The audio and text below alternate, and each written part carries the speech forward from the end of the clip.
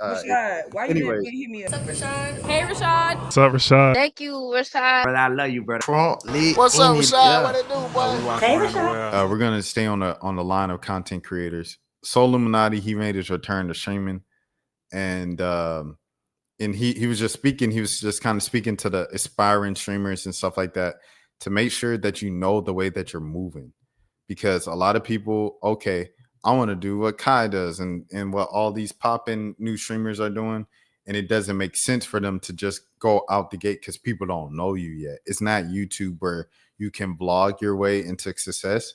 It's like people are only going to watch vlogs of people who they know. You have to build a following and show your personality and become likable from the crib first. So here it goes. SoLLUMINATI. Over the top.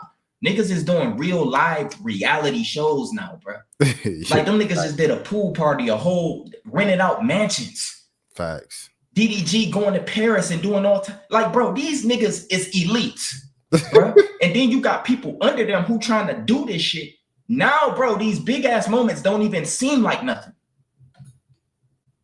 The viewers, oh, desktops is dying. When? It's just the niggas you're watching. Now y'all saying, oh, chill desktop stream. Now y'all downplaying it. Why do y'all even call it desktop?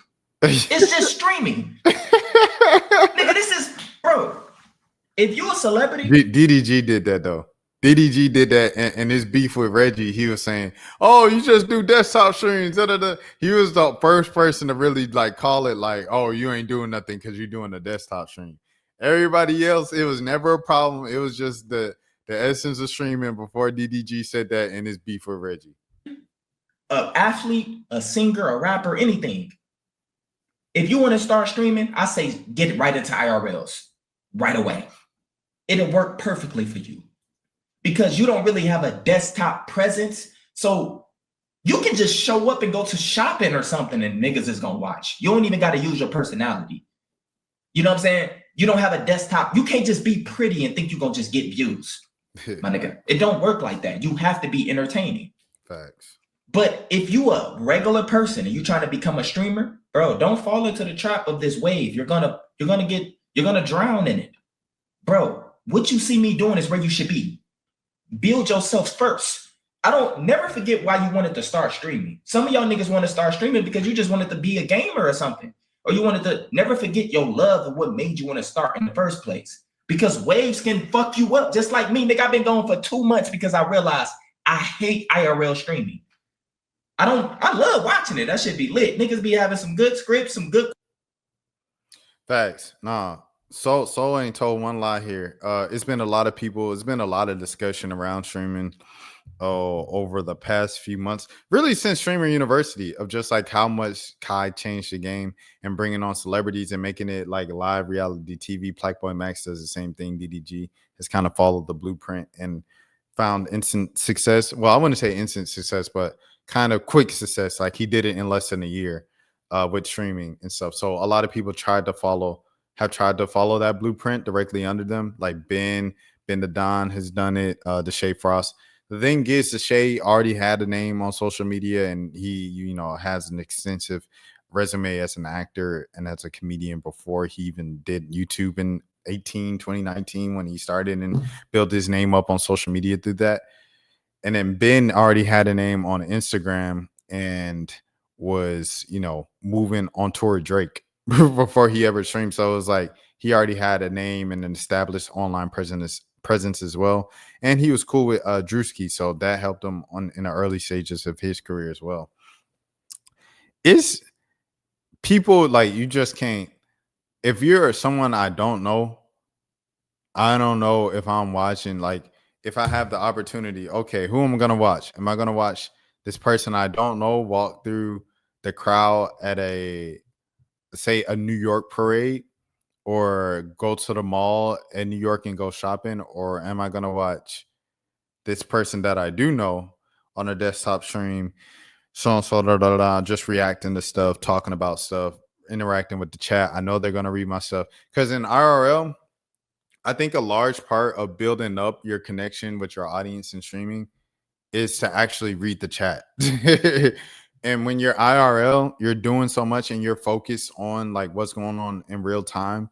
And like, you're not interacting with the chat as much. Even the best people, even Kai Cenat, where he's got, you know, the 10 backpacks and he's reading the chat on his phone, and he's got another phone just in case that one loses signal and power. And you know what I'm saying? Even him, he can't look at the chat each and every single second when he's doing IRL streaming.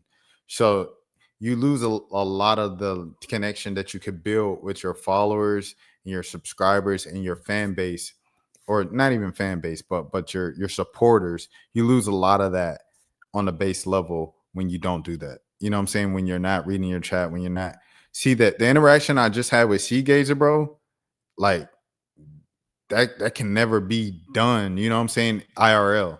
Like I'm not walking around. First of all, I'm not walking outside at 4:30 a.m.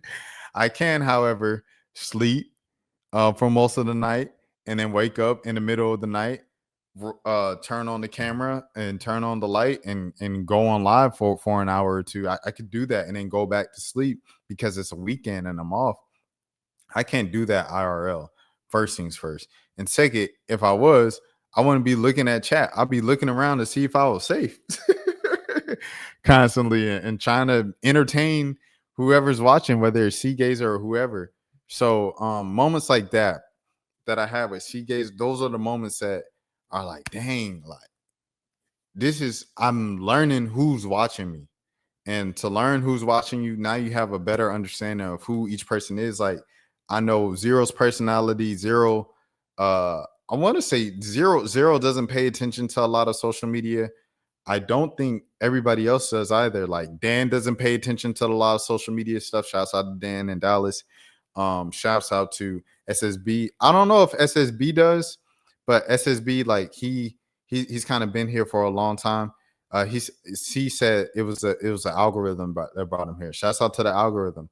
But you know, like to learn the people. Okay, all right, you see me from recommended, and then you tried to check me out. Like SSB found me from when I was talking about the LA fires and things of that sort. Not the LA fires, but the LA kind of and he said I have no idea how they recommend things.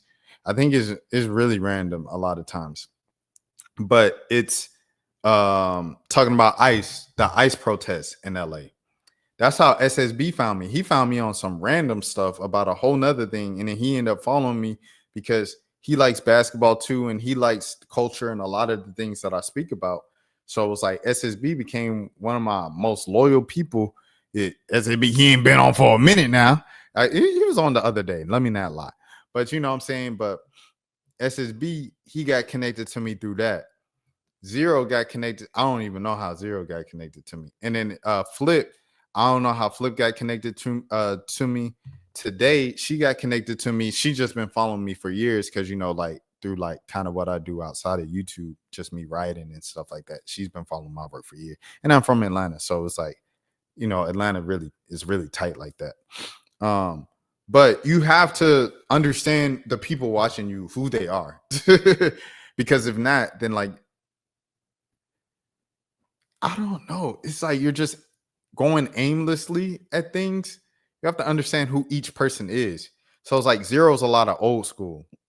It's like he don't like a lot of the new school stuff of like dudes talking about, if I'm talking about basketball, a part that's new now with social media is like the reality TV aspect of basketball. Like James Harden said this about Ben Simmons. I don't think Ben Simmons is going back to the Clippers because of ABC. Like Zero doesn't like that. Zero is just like, oh, like I just care about ball. That's it. All the extracurriculars, I ain't really into that. That ain't really my generation. That's not my time. That's not what we do in New York. In New York, we go outside, we touch grass, we go to the court, we hoop all day. Like that's what it is. So it's like to understand that from Zero, I understand where he's coming from when he comments something on the W that I don't agree with, or on this. You have to understand your base. And to do that, it starts right here. Don't just jump into trying to live a celebrity lifestyle and get people and hoping people catch on to your celebrity lifestyle. Build who you are first and then go from there. Will I ever become an IRL streamer? I'll never say never. However, I don't feel comfortable, you know what I'm saying, letting people know where I'm at. Like, I don't even say where I live too often on here, bro. You know, I just don't feel comfortable about that stuff. Stream sniping is real. Like, I feel like if I start doing that, if I ever ended up becoming an IRL streamer, say I partner with the NBA or the WNBA, and we did an All-Star Weekend event thing, right? Where it's a little more official. I'm working directly with the NBA or WNBA or the Atlanta Hawks or whatever sports team wants to work with me, right? Whatever basketball organization wants to work with me. If I'm doing something with the big three, AEBL, who are some other leagues, the basketball league, OTE for sure, anything like that, and they want me to live stream IRL, I could do that. It's just like things like Essence Festival or BET Weekend, and people want me to stream all the way from me leaving the hotel to walk into the convention center or walk into the place where all the stuff is. I don't feel comfortable with that.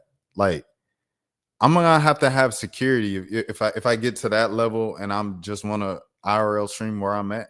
I don't want people to know where I'm at real time. It's just that's not a safe thing for me. It's not a safe idea.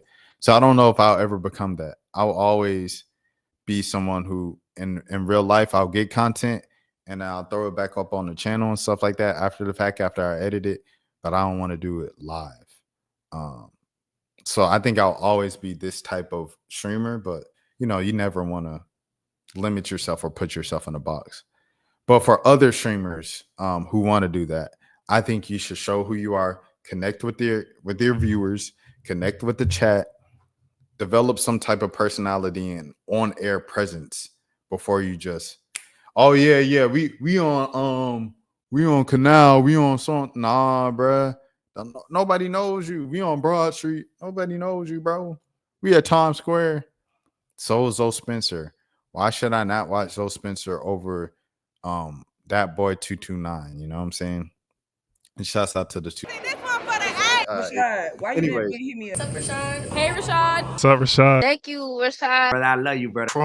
What's up, Rashad? What it do, boy? Hey, Rashad.